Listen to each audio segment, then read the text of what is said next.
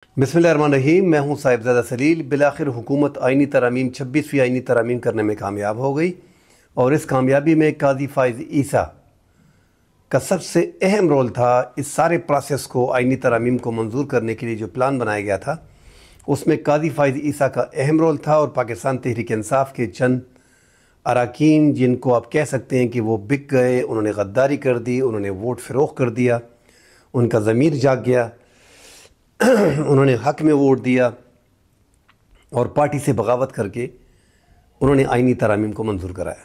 इसकी बुनियाद काजी फ़ाइज़ ईसा ने 63A जो 2 साल तक केस पड़ा रहा, जिसमें क्लियर कट 5 रुकनी बेंच में 3-2 की अक्सरियत से फैसला हुआ था कि जो बंदा पार्लिमानी पार्टी से हट के वोट करेगा उसका वोट शुमार नहीं होगा। काजी फ़ाइज़ ईसा ने हुकूमत से इशारे मिलने के बाद आइनी तरमीम करनी है, उसके लिए जो काजी साहब ने पहले से होमवर्क किया हुआ था उस पे काजी साहब ने नज़रसानी के लिए उस केस को मुकर्रर किया। और उस केस को नज़रसानी में कैसे मुकर्रर किया, वो केस जो था उससे पहले डिस्कस हुआ था कि इस केस की नज़रसानी जो है वो जस्टिस मंसूर अली शाह साहब करेंगे। फिर जब बाद में जस्टिस मंसूर अली शाह साहब ने मखसूस नशस्तों का फ़ैसला सुनाया 13 रुकनी फुल कोर्ट में 8-5 की अक्सरियत से जो तहरीक इंसाफ के हक़ में फ़ैसला दिया, वहाँ से हालात ख़राब हो गए और कोशिश की गई और सुप्रीम कोर्ट से पैगामात भेजे गए कि, और सुप्रीम कोर्ट देख भी रही थी जो इशारों किनाइयों में और एक दूसरे से ये ताल्लुकात इनके होते हैं, जिस अंदाज से सुप्रीम कोर्ट की रेकी करके वहाँ बता दिया जाता है कि आपका ये काम हम नहीं कर सकते, लिहाजा प्रैक्टिस एंड प्रोसीजर एक्ट जो आप लेके आए हैं उसमें मेरी पावर नहीं है, उसमें मेरी पावर को बढ़ा दें तो मैं नज़रसानी भी मंजूर कर लेगा, आपके लिए आसानियाँ हो जाएंगी। 63A की नज़रसानी जो है उसको मंजूर करने के लिए पहले रास्ता साफ़ किया गया, रास्ता हमवार किया गया। हमवार कैसे किया गया कि प्रैक्टिस एंड प्रोसीजर एक्ट में जो ये हुकूमत लेके आई थी उसमें तरमीम करके सदारती आर्डीनेंस के ज़रिए एक आर्डीनेंस लाया गया। उसमें मोस्ट सीनियर जज जो थे, एक तो सीनियर जज थे, एक मोस्ट सीनियर जज थे, एक चीफ जस्टिस थे, 3 रुकनी कमेटी थी।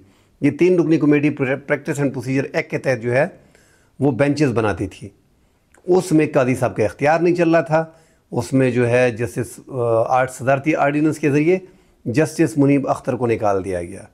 काजी फ़ाइज़ ईसा को पता था, हुकूमत को पता था कि जस्टिस मंसूर अली शाह साहब जो हैं वो रिजेस्ट करेंगे और वो भी कमेटी में नहीं बैठेंगे। सदारती आर्डीनेंस के तहत जो है वो इख्तियारात चीफ जस्टिस को दिए गए कि एक आपके पास सीनियर जज होगा, मोस्ट सीनियर जज, और एक आपकी पसंद का, आप किसी भी जज को किसी भी बेंच में किसी भी कमेटी में अपने साथ बिठा सकते हो।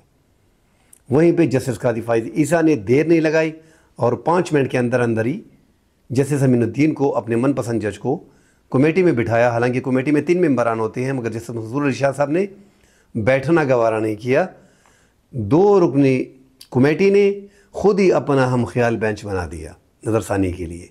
तो ये हुकूमत का एक प्लान था, जो सपोर्ट थी वो वहाँ से हुकूमत फ़राहम कर रही थी और काजी फ़ाइज़ ईसा जो सहूलत यहाँ से फ़राहम कर रहे थे उन्होंने बाकायदा फ़राहम की और अपना मनपसंद बेंच बना के उसमें जो है 63A की नज़रसानी मंजूर कर ली है। और सिंपल अल्फाज में हुकूमत को एक बहुत बड़ी कामयाबी नसीब हुई। हुकूमत ने उस पर आगे काम किया, तहरीक इंसाफ के बंदों को उठाया गया, उनको डराया गया, उनको धमकाया गया, क्योंकि सेनेट में और कौमी असम्बली में हुकूमत 2/3 अक्सरियत की पोजीशन में नहीं थी। अगर मौलाना फजल रहमान साहब हिमायत भी कर देते तब भी अक्सरियत नहीं थी। जैसा कि हमने देखा कि कौमी असम्बली में, सेनेट में इन्होंने 2 अख्तर मेंगल की पार्टी के 2 सेनेटर का वोट जो है वो इस्तेमाल किया और यहाँ पे कौमी असम्बली में तहरीक इंसाफ के 9 मेंबरान को उठा के 5 मेंबरान का वोट जो है वो कौमी असम्बली में 2/3 अक्सरियत के लिए 26वीं आइनी तरमीम के लिए तहरीक इंसाफ के 5 मेंबरान ने वोट दे के तरमीम को मंजूर कराया। तो ये सारा सेहरा काजी फ़ाइज़ ईसा को जाता है। काजी फ़ाइज़ ईसा ने जो एक रोल प्ले किया इस 26वीं आइनी तरामीम में, अदलिया को मुकम्मल तौर पे नस्त नाबूद करने में काजी फ़ाइज़ ईसा का ये तारीख़ी इक़दाम याद रहेगा, उसका ये दौर ना भूलने वाला होगा। मगर मौलाना फजल रहमान साहब ने बीच में सबसे अहम रोल प्ले किया कि काजी फ़ाइज़ ईसा को ये हुकूमत हर तरीके से, वफाकी आइनी बेंच, वफाकी आइनी अदालत, इन दोनों में से अगर कोई भी होता उसका सरबराह बनाने जा रहे थे। उम्र की हद जो है वो 65 से 68 करने जा रहे थे। मगर कमाल है, दाद देनी पड़ेगी मौलाना फजल रहमान साहब को कि वो 14-15 से 10-11-12 से लेके 8-7 दिन जो है इसको 20 तक खींच गए, लेके आए और किसी तरीके से ना माने और कादी फ़ाइज़ ईसा को बाहर कर दिया। कादी फ़ाइज़ ईसा को मजबूरन कहना पड़ा कि वो जो हैं वो नामिनी नहीं थे, आईनी कोर्ट के या जज के रिटायरमेंट के बाद वो नहीं करना चाह रहे थे, एक्सेप्ट नहीं करना चाह रहे थे। तो अंगूर कटे हैं, वही वाला मसला है। मगर कादी फ़ाइज़ ईसा ने अपनी आखिरी दिन तक कोशिश की, मगर वो उस कोशिश में मौलाना फजल रहमान साहब ने उनको नाकाम बनाया। हुकूमत ने कादी फ़ाइज़ ईसा का पूरा टेनेवर अगर आप देख लें तो उसमें हुकूमत ने कादी फ़ाइज़ ईसा ने हुकूमत को 100% फेवर फराहम की है। जहाँ हुकूमत मुश्किल में थी, कादी फ़ाइज़ ईसा ने वहाँ पे आसानियाँ पैदा की हैं। एक तो तारीख़ में कादी फ़ाइज़ ईसा का सबसे बड़ा फ़ैसला जो था 1163 का याद रखा जाएगा, जो इन्होंने जिस अंदाज़ में इसकी टाइमिंग क्या थी, किस तरीके से, किस अंदाज़ में इन्होंने हुकूमत को मौका फ़राहम किया और हुकूमत ने दीगर मेंबरान के ज़मीर ख़रीदे और उनको मारा पीटा, उनको डराया धमकाया या उनका ज़मीर जाग गया और उनसे वोट डलवाए। तो ये कादी साहब के मरहून मन्नत हुआ। आगे जाके जो कादी साहब ने मज़ीद सहूलत फ़राहम की कि इलेक्शन से 1 माह 27-28 दिन पहले पाकिस्तान तहरीक इंसाफ से बल्ले का निशान छीन लिया गया और मखसूस नशिस्तें जो हैं वो पाकिस्तान तहरीक इंसाफ को ना मिल सकी।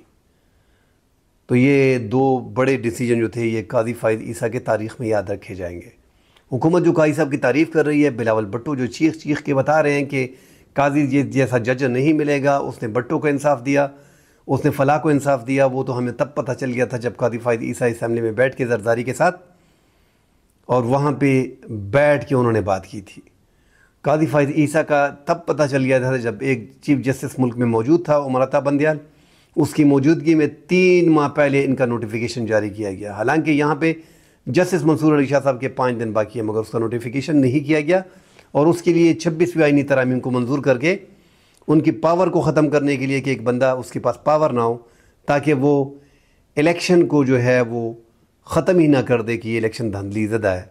इस डर के मारे उनको चीफ जस्टिस आने नहीं दिया गया। इस डर के मारे कि मखसूस नशिस्तें जो हैं वो तहरीक इंसाफ को मिल जाएंगी, इस डर के मारे मंसूर अली शाह साहब को पसंद नहीं किया गया और 26वीं आईनी तरामीम लाई गई। तो काई साहब का एक अहम रोल है हुकूमत का इस आईनी तरामीम में। अगर ये हुकूमत एक दूसरे को मुबारकबाद दे रहे, मेरे ख्याल में कादी फ़ाइज़ ईसा को मुबारकबाद देनी चाहिए कि सारा सिस्टम अभी तक कादी फ़ाइज़ ईसा ने हुकूमत के लिए कंट्रोल किया हुआ था और राह बना हुआ था और एक रास्ता दिया हुकूमत को। जो रास्ता हुकूमत मांग रही थी, जो प्लान रोड मैप हुकूमत ने बनाया हुआ था, उस पर कादी साहब मनवाना अमल कर रहे थे, तभी जाके हुकूमत को कामयाबी हासिल हुई। वहाँ पे पाकिस्तान तहरीक इंसाफ में जो इस टाइम पे जो 5 मेंबरान हैं, 9 मेंबरान जो उठाए गए थे, उनमें 5 मेंबरान ने जो है वो वोट कर दिया है और तहरीक इंसाफ ने इनको गद्दार डिक्लेयर कर दिया। अब जगह जगह पे सोशल मीडिया पे उनके नाम, उनके घर, उनके पते, ये सारे बातें सामने आ रही हैं। सोशल मीडिया पे एक हुआ क्रिएट हो गया और पार्टी के सीनियर रहनुमा भी कह रहे हैं कि ये बिके हुए लोग हैं, इनको के कमांड पे और हुकूमत की ईमा पे वोट दिया। इन सब के हवाले से 2-3 वाज़ेह बातें कर दूं। हमारे 9 मेंबरान असम्बली को आज लाया गया था, 5 को पेश किया गया और 4 को रिजर्व में रखा गया था। कुछ और लोग भी इनके पास रिजर्व में मिले हुए थे और माशाल्लाह ये अखराजात आसिफ अली जरदारी साहब ने किए थे, जो अदायगियां की है। कितनी सर? अरब लगभग रेट लगाया इन्होंने और ये जमीर खरीदे लोगों के।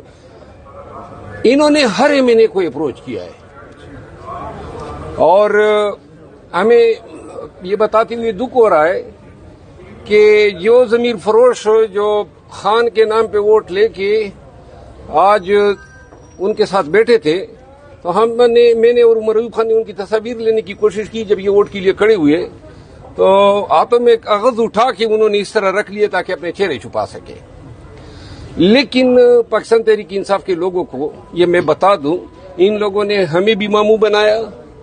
पहले खबर डाल देते थे कि जनाब फलां का बच्चा उठा लिया, फलां का ये उठा लिया। ये सारी जो है मिली भगत होती थी, कोई उठाना मुठाना नहीं होता था।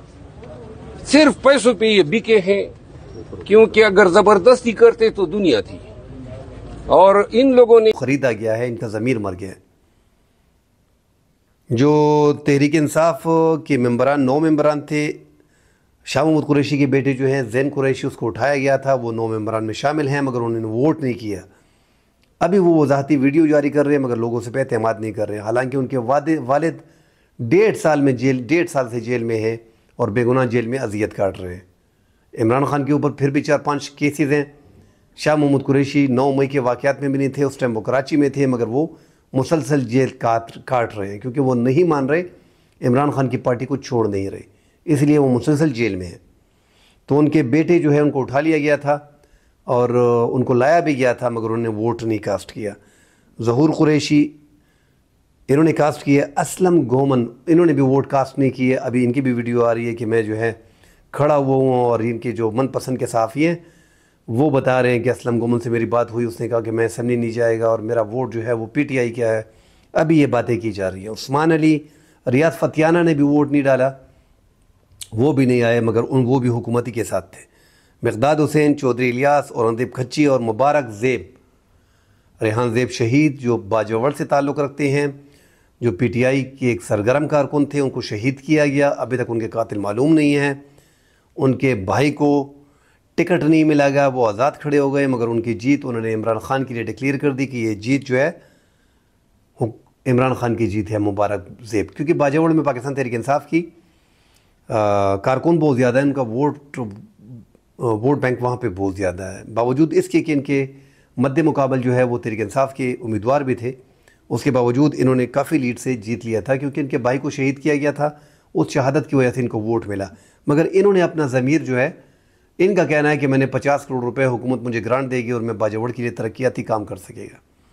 ये बात हज़म नहीं होती कि इस तरीके से, मगर यहाँ है कि इसका बाजवड़ में रेहान ज़ेब शहीद बेचारा शहीद हो गया, मगर यहाँ से PTI से इसका मुकम्मल इस इक़दाम के बाद, एक बेवकूफ़ी करने के बाद इसने जो वोट कास्ट किया है, तो इसका सियासी कैरियर यहीं पे ख़त्म हो गया। और तहरीक इंसाफ की ये बाकी मेंबरान जो हैं, इनके बारे में इन्हें गद्दार डिक्लेयर किया जा रहा है। सोशल मीडिया पे बयानात चल रहे हैं। इमरान खान से अभी तक मुलाकात हुई नहीं है, मगर पार्टी जो सीनियर रहनुमा है, इन्होंने कहा है कि ये बिक गए हैं। शेर अफजल मरवत ने भी इनके ख़िलाफ़ बात की है कि ये बिके हुए मेंबरान है और ये इन्होंने पार्टी से गद्दारी की है। तो फ़िलहाल जो हुकूमत 26वीं आईनी तरमीम मंजूर कर ली है, उसमें अब देखा जा रहा है कि वफाकी जो सुप्रीम कोर्ट में आईनी बेंच होगा, उसके सरबराह कौन होंगे। अब अगर ये सरबराह के लिए अब देखते हैं कि किस तरीके से ये अक्सरियत तो हुकूमत की है, जो पार्लिमानी कमेटी बताई जा रही है कि 12 रुकनी होगी, 13 रुकनी होगी, उसमें चीफ जस्टिस होगा, उसमें अक्सरियत 8 की अक्सरियत पहले से हुकूमत के पास है। हुकूमत ने ये कोई कच्ची गोली नहीं खेली कि हुकूमत की अक्सरियत नहीं होगी वो तरमीम लेके आएंगे। ये एक बाकायदा प्लान के तहत हो रहा है और ये प्लान के ज़रिए ये सब कुछ हो रहा है। वफाकी ये आईनी बेंच में जो सुप्रीम कोर्ट में होगा, इसमें ये अपना जो है बंदा ला के वहाँ पर उसको सारी पावर दे दी जाएंगी।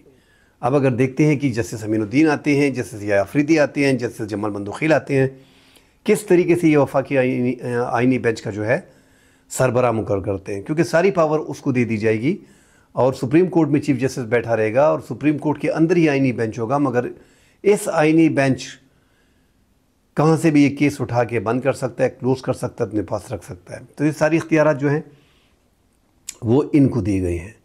अब आगे जाके मामला कैसे बनते हैं, तहरीक इंसाफ आगे इसके ख़िलाफ़ क्या प्रोटेस्ट करती है, तो ये आगे जाके पता चलेगा। और यहाँ पे हुकूमत अब जो डर रही है हुकूमत की, जजेस जो हैं वो स्टैंड ना ले लें। हालांकि इन जजेस ने स्टैंड लिया हुआ है, मगर चूँकि चीफ जस्टिस कादी फ़ायद ईसा हुकूमत से मिला हुआ है, आखिरी बाल तक वो खेल रहा है हुकूमत के लिए, तो ये जजेस जो हैं वो अभी तक इकट्ठे नहीं हो पा रहे। कादी साहब के जाने के बाद और वहाँ पे bar council, supreme court bar council और Islamabad supreme court bar council और पाकिस्तान बार कौंसिल के इंतखाबात भी होने हैं। हुकूमत इससे भी डर रही है। हुकूमत को ये भी ख़दशा है कि इस बार Pakistan bar council, supreme court bar council हमारे साथ थे, हमारी जेब में थे, लिहाजा अभी जो एक माह 1.5 माह में इंतखाबात होने जा रहे, उसमें कोशिश यही हो रही है। और ये लग ऐसे रहा है कि जिन लोगों ने इस आईनी तरामीम को हुकूमत को सपोर्ट दिया है, तो पाकिस्तान बार कौंसिल में, सुप्रीम कोर्ट बार कौंसिल में इनकी अक्सरियत नहीं आएगी। ये लोग बुरी तरह हार जाएंगे। हुकूमत डर रही है अगर हमारे इंटी गवर्नमेंट पाकिस्तान बार कौंसिल में, सुप्रीम कोर्ट बार कौंसिल में लोग जीत गए, तो ये हमारे लिए आगे मुश्किलात खड़ी होंगी इसको रिवर्स करने में, आईनी तरामीम को रिवर्स करने में। हालांकि 2/3 अक्सरियत से ये हो गया है। अब देखना है कि इसको ये किस तरफ जाता है। जो जजेस डटे हुए हैं वो जस्टिस कादी फाइद ईसा का इंतज़ार कर रहे हैं कि जस्टिस कादी फाइद ईसा जाएं तो ये फिर इकट्ठे होंगे। क्या नक्शा बनता है ये अगले 4-5 दिन में पता चल जाएगा। तब इंशाल्लाह हाजिर होंगे। अल्लाह हाफिज़।